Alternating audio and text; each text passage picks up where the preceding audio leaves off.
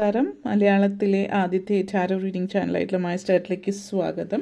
അനിഴം നക്ഷത്രക്കാർക്ക് ഈ വരുന്ന ജൂലൈ 2026 എങ്ങനെയാണെന്ന് നോക്കാം. അതിലേക്ക് കടക്കുന്നതിന് മുമ്പ് പ്രൈവറ്റ് കൺസൾട്ടേഷൻ താല്പര്യമുണ്ടെങ്കിൽ ഡീറ്റെയിൽസ് ആയി ഡിസ്ക്രിപ്ഷനിലുണ്ട്, നോക്കാവുന്നതാണ്.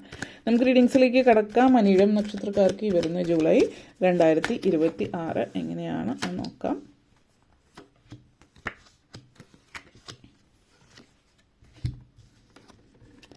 Ace of Wands, 7 of Wands, 9 of Wands, Knight of Cups, 9 of Cups, 2 of Cups, Fool card. First of all ace of phones and 2 of cups energy connections ആണ്. നിങ്ങളുടെ ജീവിതത്തെക്കുറിച്ചിട്ട് നിങ്ങൾക്ക് വ്യക്തമായിട്ടുള്ള ഒരു ധാരണയുണ്ട്. ലൈഫിൽ എന്താണ് നിങ്ങളുടെ ഗോൾ എന്നുള്ളതിനെ കുറിച്ചിട്ടുള്ള വ്യക്തത ഉണ്ടാകുന്ന ഒരു മാസമാണ്. വിദ്യാർത്ഥികളെ സംബന്ധിച്ചിടത്തോളം ആണെങ്കിലും ഔദ്യോഗിക ജീവിതത്തിലെ സിറ്റുവേഷൻ ആണെങ്കിലും ഏത് പേഴ്സണൽ ലൈഫിലും ഒക്കെ നിങ്ങൾക്ക്, കാരണം ഇവിടെ പൊതുവേ നിങ്ങൾ ഫാമിലി ഇപ്പോൾ അച്ഛനമ്മമാരുടെ കൂടെ താമസിക്കുന്ന ആ ഒരു പ്രായത്തിലാണെങ്കിൽ നിങ്ങൾ അല്ലെങ്കിൽ ആ ഒരു ഇതിൽ നിൽക്കുന്നവരാണെങ്കിൽ അവരുടെ അനുവാദത്തോടു കൂടിയിട്ട്, അല്ലെങ്കിൽ അവരുടെ അനുവാദം എന്നുള്ളതല്ല, അവരുടെ അഭിപ്രായം എന്താണോ അതാണ് നിങ്ങളുടെയും അഭിപ്രായം. അതായത് അച്ഛനമ്മമാരെ അനുസരിക്കുക എന്ന് പറഞ്ഞാൽ അവരുടെ അഭിപ്രായങ്ങൾ എന്താണോ അത് തന്നെ അക്സെപ്റ്റ് ചെയ്യുക എന്നുള്ളതല്ല. വ്യത്യസ്തത ജീവിതത്തിലുണ്ടാവാം. അങ്ങോട്ടേക്കും ഇങ്ങോട്ടേക്കും ചർച്ച ചെയ്ത് തീരുമാനത്തിലേക്ക് എത്തുക എന്നുള്ളതാണ് നിങ്ങൾ മനസ്സിലാക്കുന്നത്. അത് നിങ്ങൾ കുറച്ചുകൂടി ഇൻഡിപെൻഡൻ്റ് ആവുന്നു. കാരണം അച്ഛനമ്മമാരോട് ചോദിച്ചിട്ട് അവരെന്താണ് പറയുന്നത് അതുപോലെ ചെയ്യുന്ന ഒരു രീതി ആയിരുന്നിരിക്കാം. ഇപ്പോൾ നിങ്ങൾ കുറച്ച് മാറ്റങ്ങളൊക്കെ വന്നു തുടങ്ങിയിട്ട് നിങ്ങൾ സ്വയം ചിന്തിക്കാൻ തുടങ്ങുന്നു, സ്വയം തീരുമാനങ്ങൾ എടുക്കുന്നു. നിങ്ങൾക്ക് എന്താണ് വേണ്ടതെന്ന് നിങ്ങൾക്ക് മനസ്സിലാവുന്നു.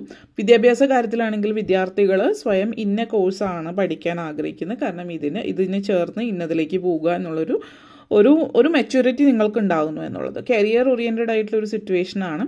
കരിയറിൽ വളരെയധികം ശ്രദ്ധ കേന്ദ്രീകരിക്കുന്ന ഒരു സമയമാണ്. ഔദ്യോഗിക ജീവിതത്തെക്കുറിച്ചിട്ടുള്ള വ്യക്തമായിട്ടുള്ള ധാരണ ഉണ്ടാകുന്ന സമയമാണ്.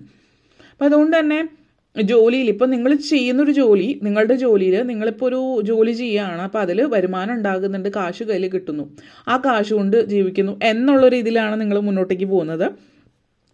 അതിൻ്റെ അപ്പുറത്തേക്ക് ഒന്നുമില്ല. ഈ ജോലി ഇല്ലെങ്കിൽ കാശുണ്ടാവില്ല, കാശ് കിട്ടാൻ വേണ്ടി മാത്രം എന്നതിൽ നിന്ന് മാറി ചെയ്യുന്ന ജോലി അത് വെറൊരു ജോലിയായിട്ട് മാറാതെ ചെയ്യുന്ന ജോലിയിൽ നിങ്ങൾക്ക് സംതൃപ്തി ഉണ്ടാവണം, നിങ്ങൾ ചെയ്യുന്ന ജോലി ആസ്വദിക്കാൻ നിങ്ങൾക്ക് പറ്റണം. ഇതൊക്കെ നിങ്ങളത് മനസ്സിൽ ഉറപ്പിക്കുകയാണ്. ഈ ഒരു കാര്യങ്ങളൊക്കെ നിങ്ങൾ ആസ്വദിച്ച് മുന്നോട്ടേക്ക് പോകാൻ ആഗ്രഹിക്കുന്നു എന്നുള്ളത്. പിന്നെ നിങ്ങളെ സംബന്ധിച്ചിടത്തോളം അത് നിങ്ങൾ ഇപ്പോൾ ചെയ്യുന്ന ജോലി നിങ്ങൾക്ക് അങ്ങനെയല്ല എങ്കിൽ ആ ജോലി വിടാൻ നിങ്ങൾക്കൊരു മടിയുമില്ല. അതായത് നിങ്ങൾ പൊതുവെ വളരെ, നമ്മൾ ചുരുക്കി പറയുകയാണെങ്കിൽ, അല്ലെങ്കിൽ കുറച്ച് ഹാർഷായിട്ട് പറഞ്ഞാൽ ഭീരുക്കളാണ്. അതായത് പൊതുവെ ആളുകൾ ഭീരുക്കളാണ്. കാരണം ഭയമാണ്.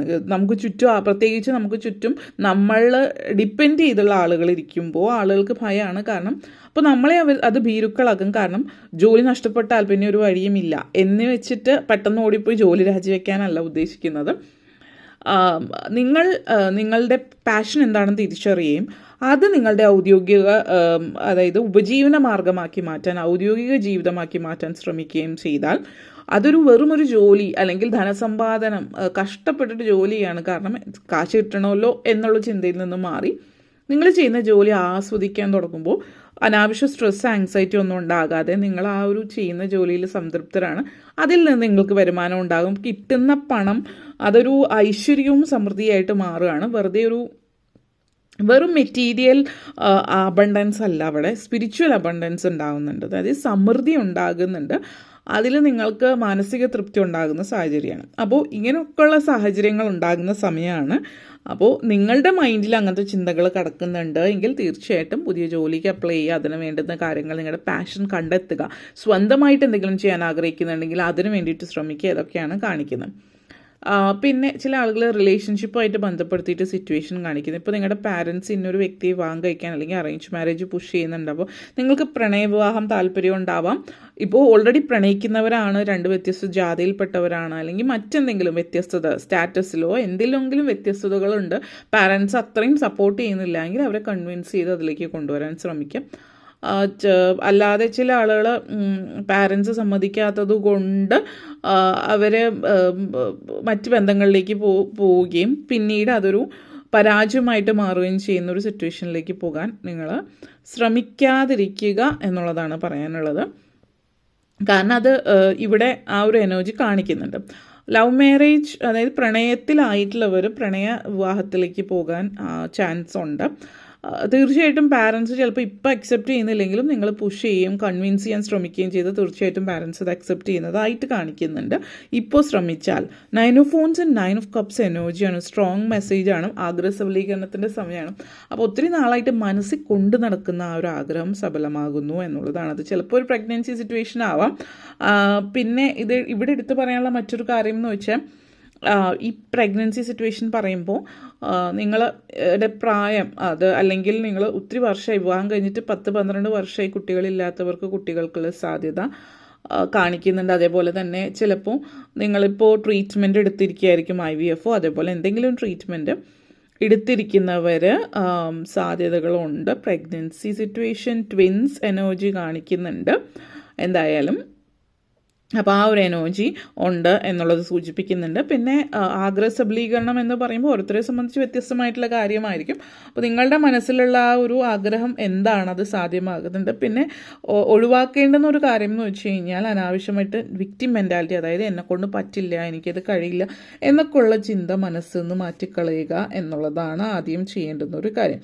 നിങ്ങളുടെ ലൈഫിൽ ചിലപ്പോൾ അടുത്തിടയ്ക്കോ ഇതിനു മുമ്പോ ബാല്യകാലത്തിലോ ഒക്കെ ഉണ്ടായിട്ടുള്ള ഒരു അനുഭവം, അല്ലെങ്കിൽ ഉണ്ടായിട്ടുള്ള അനുഭവങ്ങൾ, എക്സ്പീരിയൻസ് ആയിരിക്കും നിങ്ങൾ ഈ ഒരു രീതിയിലേക്ക് നെഗറ്റീവ് ഫീലിങ്ങിലേക്ക് കൊണ്ടുവന്നിട്ടുള്ളത്. പക്ഷേ ആ നെഗറ്റീവ് ഫീലിംഗ് ഒഴിവാക്കിയാൽ നിങ്ങൾ ലൈഫിൽ ഒത്തിരി സക്സസ്ഫുൾ ആകാൻ ഉള്ള ചാൻസ് നിങ്ങൾ കാണിക്കുന്നുണ്ട്. Queen of sorts energy situation feeling, അതായത് റിലീസാക്കേണ്ടത് കട്ട് ചെയ്യേണ്ടത്, അത് ചില ബന്ധങ്ങളായിരിക്കാം, ചില സാഹചര്യങ്ങളായിരിക്കാം, ചില ഹാബിറ്റ്സും ആവാം. അതായത് നിങ്ങളുടെ ചില സ്വഭാവങ്ങൾ നിങ്ങളുടെ ആരോഗ്യത്തിന്, അല്ലെങ്കിൽ നിങ്ങളുടെ മാനസികവും ശാരീരികവുമായിട്ടുള്ള ആരോഗ്യത്തിന് നല്ലതല്ല എന്ന് പറഞ്ഞ് നിങ്ങൾ ഒഴിവാക്കുന്നുണ്ട് എന്നുള്ളതും സൂചിപ്പിക്കുന്നുണ്ട്. അതേപോലെ 9 ഓഫ് ഫോൺസ് ആൻഡ് ഫൂൾ എനർജിയാണ്. അപ്പോൾ ചിലതൊക്കെ ഒഴിവാക്കി കഴിയുമ്പോൾ ജീവിതം വളരെ പുതുമയുള്ളതായിട്ട് തോന്നും. പുതിയൊരു ജീവിതത്തിലേക്ക് നിങ്ങൾ കടക്കും. ആ പുതിയ ജീവിതം വളരെ ആത്മവിശ്വാസത്തോടു കൂടിയിട്ടാണ്. പിന്നെ ഈ ഒരു സമയം നിങ്ങളെ സംബന്ധിച്ചിടത്തോളം ജോലി സംബന്ധമായിട്ട് പറയുകയാണ് എങ്കിൽ, ജോലിയിൽ നിങ്ങൾക്ക് ചില വ്യക്തികൾ, പ്രത്യേക വ്യക്തികളായിരിക്കാം നിങ്ങളുടെ കൊളീഗ്സ്, അവർ നിങ്ങളിങ്ങനെ അകറ്റി നിർത്തുക, അല്ലെങ്കിൽ നിങ്ങളെ താഴ്ത്തി കിട്ടാൻ ശ്രമിക്കുമ്പോൾ അത് നടക്കാതെ വരുമ്പോൾ, അല്ലെങ്കിൽ നിങ്ങളുടെ ആത്മവിശ്വാസം തച്ചുടയ്ക്കാൻ ശ്രമിക്കുമ്പോൾ നടക്കാതെ വരുമ്പോൾ നിങ്ങളെ താഴ്ത്തിക്കെട്ടാനോ നിങ്ങളെ പുറകോട്ടേക്ക് വലിക്കാനോ ആ ഒരു രീതിയിലൊക്കെ, അതായത് നെഗറ്റീവായിട്ട് നിങ്ങളുടെ മനസ്സിനെ മടുപ്പിക്കാൻ ശ്രമിക്കുന്ന സാഹചര്യം കാണിക്കുന്നുണ്ട്. അപ്പം അങ്ങനെയുള്ള ആളുകൾക്ക് ശ്രദ്ധ കൊടുക്കാതിരിക്കുക. തീർച്ചയായിട്ടും വർക്ക് നിങ്ങൾക്ക് ഒത്തിരി ഉണ്ട്, വർക്കിൽ കോൺസെൻട്രേറ്റ് ചെയ്യും, വർക്ക് കഴിഞ്ഞ് നിങ്ങളുടെ കാര്യം നോക്കുകയും ചെയ്യാം. ഇവരുടെ ഭാഗത്തുനിന്ന് നിങ്ങൾ എന്തുകൊണ്ട്, പല കാരണങ്ങളുകൊണ്ട് നിങ്ങളോടൊരു നെഗറ്റിവിറ്റി ഫീൽ ചെയ്യുന്നതാവാം. അതെന്നെ എൻകറേജ് ചെയ്യാതിരിക്കുക. ഇങ്ങനെയുള്ള സംസാരങ്ങളുമായിട്ട് അവർ നിങ്ങളുടെ അടുത്തേക്ക് വന്നാൽ ഒന്ന് ചിരിച്ച് കാണിച്ച് അവിടുന്ന് മാറിപ്പോവുക. അല്ലാതെ കൂടുതൽ സംസാരിക്കാൻ എൻകറേജ് ചെയ്യാതെ, കാരണം അവർക്കത് നിങ്ങളുടെ മുഖഭാവവും അല്ലെങ്കിൽ നിങ്ങളുടെ സങ്കടങ്ങളും നിങ്ങൾ പറയുന്നതും കേൾക്കണം. അപ്പോൾ ഒരു മറുപടിയും കൊടുക്കാതെ ഒഴിഞ്ഞു മാറുക എന്നുള്ളതാണ് ഇവിടെ ചെയ്യാൻ കഴിയുന്ന ഒരു കാര്യം. കാരണം ആ ഒരു എനർജി അവരത് എക്സൈറ്റഡ് ആകാൻ സമ്മതിക്കാതിരിക്കുക എന്നുള്ളതാണ്. പിന്നെ അത് ഒരു സിറ്റുവേഷൻ. അതേപോലെ തന്നെ നിങ്ങളെന്ന് പറയുന്ന വ്യക്തി എത്രത്തോളം ആത്മവിശ്വാസത്തോടു കൂടി പോകുന്നു മുന്നോട്ടേക്ക്, അത്രത്തോളം ഈ ഓപ്പോസിറ്റ് നിൽക്കുന്ന വ്യക്തിക്ക് ഒന്നും ചെയ്യാൻ പറ്റാത്തൊരു സിറ്റുവേഷനാണ്. കാരണം നിങ്ങൾക്കെതിരായിട്ട് അവർക്കൊന്നും ചെയ്യാൻ പറ്റുന്നില്ല. ഒന്ന്, ദൈവാനുഗ്രഹം വേണ്ടുവോളമുണ്ട്, ചുറ്റുമുള്ള ഒരു സപ്പോർട്ടും നിങ്ങൾക്ക് വേണ്ടുന്നിടത്ത് നിന്ന്, അതായത് മേലധികാരികളിൽ നിന്നുള്ളൊരു സപ്പോർട്ട് കാണിക്കുന്നുണ്ട്. അതുപോലെ 9 of cups and 2 of cups energy connections ആണ് നിങ്ങളെ സംബന്ധിച്ചിടത്തോളം. സൺ കാർഡാണ്. അപ്പോൾ ഈ ഒരു energy Queen of pentacles energy feeling ആണ് തരുന്നത്. അതായത് Queen of pentacles energy feeling എന്ന് പറയുമ്പോൾ സമൃദ്ധി, ഐശ്വര്യം നിങ്ങളുടെ ജീവിതത്തിൽ ഉണ്ടാകുന്നു എന്നുള്ളതാണ്. ഈ ഒരു ഐശ്വര്യവും സമൃദ്ധിയും മാനസിക തൃപ്തിയും ഒക്കെ ചേർന്നിട്ടുള്ള ഒരു ജീവിതശൈലിയാണ് കാണിക്കുന്നത്. പ്രത്യേകിച്ച് പ്രായമായിട്ടുള്ള ആളുകൾ, വീട്ടമ്മമാരെയൊക്കെ സംബന്ധിച്ചിടത്തോളം ഈ സമയം എന്ന് പറയുന്നത് നിങ്ങൾ കുറച്ച് മെഡിറ്റേഷൻ, അതുപോലുള്ള കാര്യങ്ങൾ, ആത്മീയ കാര്യങ്ങളിലൊക്കെ കൂടുതൽ താല്പര്യരാകുന്നുണ്ട്. അത് നിങ്ങൾക്ക് പീസ് ഓഫ് മൈൻഡ്, മനസ്സിന് തൃപ്തി തരുന്ന ഒരു കാര്യമാണ്. പിന്നെ ഈ ഒരു സമയം എന്ന് പറഞ്ഞാൽ ബന്ധങ്ങൾ ഒരേ സമയം തന്നെ നെഗറ്റീവായിട്ടുള്ള ചില ബന്ധുക്കളെ മാറ്റുകയും പോസിറ്റീവായിട്ട് നിങ്ങളുടെ കൂടെ നിൽക്കുന്ന സുഹൃത്തുക്കളാവാം, ചുരുക്കം ചില ബന്ധുക്കളുമാവാം, അങ്ങനെയുള്ളവരെ ചേർത്ത് പിടിക്കുകയും അല്ലാത്തവരെ നിങ്ങൾ വേണ്ടെന്ന് വയ്ക്കുകയും നോ പറയാൻ പഠിക്കുന്ന ഒരു സമയം കൂടിയിട്ടാണ് ഈ ഒരു മാസം നിങ്ങളെ സംബന്ധിച്ചിടത്തോളം എന്നുള്ളതും സൂചിപ്പിക്കുന്നുണ്ട്. ഓക്കെ. അപ്പോൾ ഇത്രയും കാര്യങ്ങളാണ് പറയാനുണ്ടായിരുന്നത്. വീഡിയോ ഇഷ്ടപ്പെട്ടുവെങ്കിൽ ലൈക്ക് ചെയ്യാനും ഷെയർ ചെയ്യാനും കമൻറ്റ് ചെയ്യാനും സബ്സ്ക്രൈബ് ചെയ്യാനും മറക്കരുത്. എല്ലാവർക്കും നന്ദി, നമസ്കാരം.